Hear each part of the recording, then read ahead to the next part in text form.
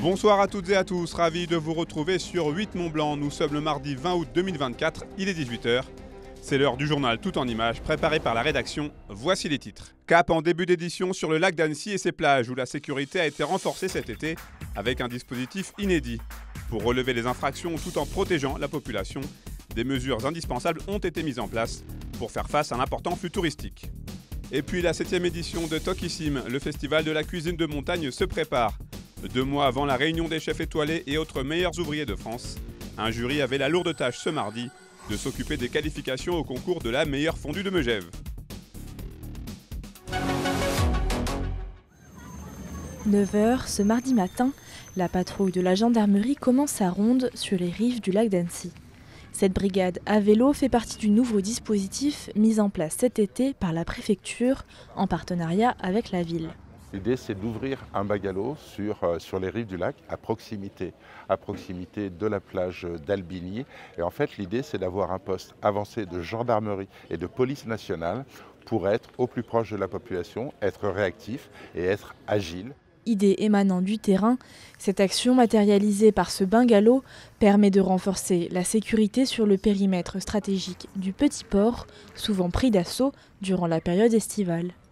On a eu quelques infractions, effectivement, on a eu un été assez chargé. Après, on est dans une logique plutôt stable. Ça fait plusieurs étés où on a quand même une forte affluence touristique et de fait, dès lors que vous avez plus de monde, vous avez plus de risques d'incivilité et d'infraction. Malgré une baisse des effectifs de 30% due aux Jeux Olympiques, les patrouilles annéciennes se sont mobilisées sous diverses formes pour sanctionner ces infractions. On a à la fois des gendarmes qui se patrouillent à vélo sur la voie cyclable pour déceler les infractions. On a des gendarmes qui sont en patrouille pédestre et puis on a également des gendarmes en civil qui nous permettent d'être discrets et de déceler également de la consommation de stupéfiants, ce qui est extrêmement important et c'est plutôt répandu, dirons-nous, sur cette période touristique.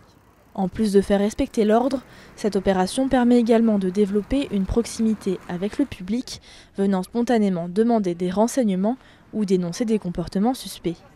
Un début encourageant qui laisse entrevoir une suite à cette expérimentation. On verra avec la ville quelles sont les suites, mais effectivement c'est une invitation à poursuivre le dispositif puisque le bilan d'ores et déjà à mi-parcours est d'ores et déjà très positif, que ce soit pour les collègues de la gendarmerie comme pour la mairie. Ouvert selon l'affluence, ce renforcement de la sécurité a également fait ses preuves sur le lac. Pas plus tard que ce lundi, un homme a été sauvé de la noyade par 2 militaires de la gendarmerie de Saint-Joriot qui patrouillaient sur les eaux.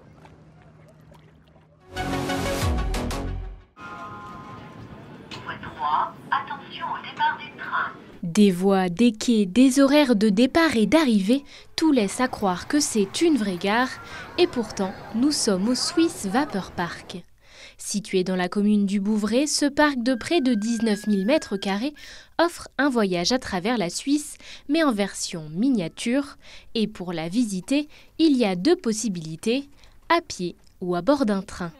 Un concept qui ravit les visiteurs. Tout est à taille d'enfant. On se retrouve comme des enfants. C'est vraiment, les répliques sont très bien faites pour les différents trains. Mon petit, il a 3 ans, Timothée a 3 ans et il s'éclate. On revient vraiment en enfance. Moi, je me suis vraiment senti très enfant. Je suis déjà très enfant dans l'âme, mais mes filles étaient très contentes et moi, franchement, je suis amusé à me balader. Vraiment, c'est très très agréable. Je le conseille vraiment, c'est génial. Il est déjà venu quand Clément avait 2 ans. Tout bébé, donc c'est pratique aussi pour les familles avec des petits bébés. Ça permet de visiter la Suisse en quelques pas.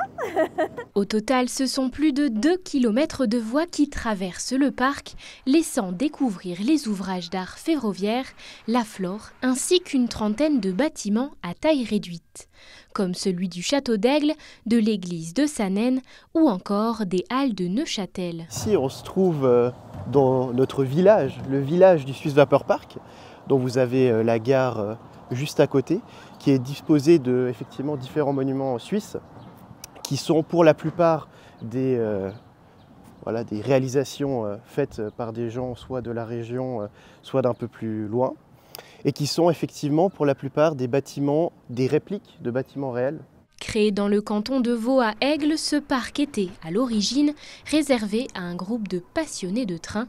C'est en 1989 qu'il s'est ouvert au public en déménageant dans le Valais, mais il n'en oublie pas pour autant son amour des rails. Avec une vingtaine de locomotives, dont 10 à vapeur, l'organisation derrière ce trafic est millimétrée, à commencer par la chauffe de ces engins qui débute 1 heure avant l'ouverture du parc. On fait d'abord un feu de bois et comme je disais, on vient rajouter du charbon. Et ensuite, une fois que le charbon a pris, on est bon. Et en fait, à chaque tour, on va remettre 5-6 pelles de charbon pour faire un tour de train. Donc on a des tours d'environ 1,5 km. On fait à peu près 4 tours à l'heure. Passage à niveau, aiguillage, caméra de surveillance, c'est depuis cette tour de contrôle que le trafic est dirigé. Ici, vous voyez, ici, ça clignote à l'Aisin, ça veut dire qu'il y a un potentiel problème. Ce train est bloqué à l'Aisin, donc on va lui provoquer un départ. C'est exactement comme la réalité. À plus petite échelle, mais c'est la réalité.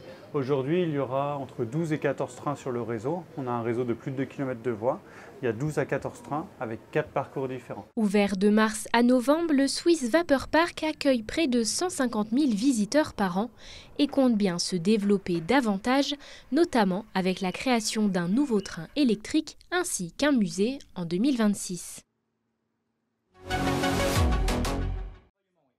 Il n'est pas encore 9 h ce mardi matin, mais déjà, tous les sens sont en éveil. Autour de la table, un jury trié sur le volet. Des sommités de l'univers de la cuisine qui doivent sélectionner les prétendants au titre très convoité de restaurateurs proposant la meilleure fondue de Megève. Un rôle pris très à cœur par ces professionnels qui ont à leur disposition une grille de notation, leur palais aiguisé et leurs expériences respectives, aussi diverses que complémentaires. Une fondue, ça doit être un peu filant. Si c'est liquide, ça va pas. Si c'est trop épais, ça va pas. Ça doit être cette alchimie des deux choses-là. Ça se fait pas comme ça, une fondue. Hein. C'est pas n'importe qui peut faire une fondue. Pour ça, je lui dis, donc, qu'est-ce qui va faire la différence? Pour moi, le goût et surtout l'odeur. Ça doit sentir Vous verrez, quand je goûte les fondues, avant de commencer, je sens, moi. Parce que je suis très olfactif et j'aime bien sentir cette odeur de fondue. Et des fois, on n'a pas l'odeur.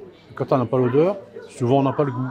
Si de nombreux critères peuvent influencer le jury, le prix, la présentation et l'accompagnement font partie des éléments clés. Car parmi les 13 établissements inscrits au concours, tous proposent déjà des produits de grande qualité sublimés par les équipes des cuisines. Si on fait la sélection de l'origine des fromages, on va se rendre compte qu'il y a énormément de gens qui travaillent avec les mêmes typicités de produits, les mêmes sourcings. Après, le tour de main du chef peut jouer aussi la différence. L'accompagnement du vin, dans la fondue et dans le verre à côté. Donc tout ça fait quand même une différence notable que l'on doit prendre en compte. Donc il ne faut pas se gaver à la première fondue parce qu'on en a 13 de suite. Et à la 13e, on risque d'avoir une bouche qui est quand même un petit peu saturée. Donc voilà, il faut savoir dire stop. On en fait 2, on analyse, on en fait une 3e éventuellement si on a un doute. Mais voilà, il faut savoir, on n'est pas là pour se nourrir, on est là pour juger.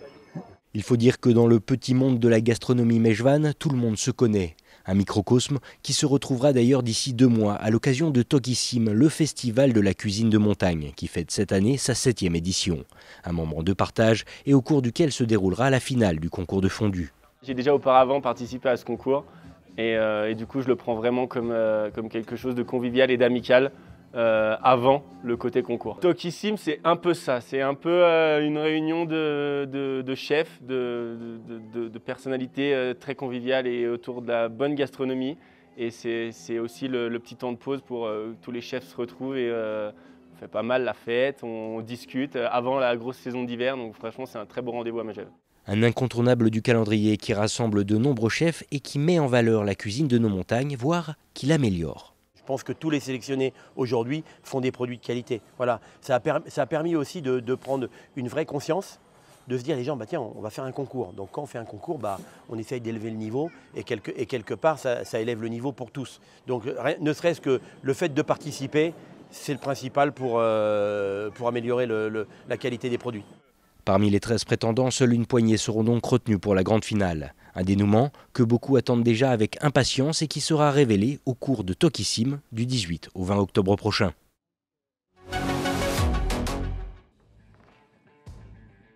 C'est la fin de cette édition. Merci à vous pour votre fidélité à l'information sur 8 Mont Blanc.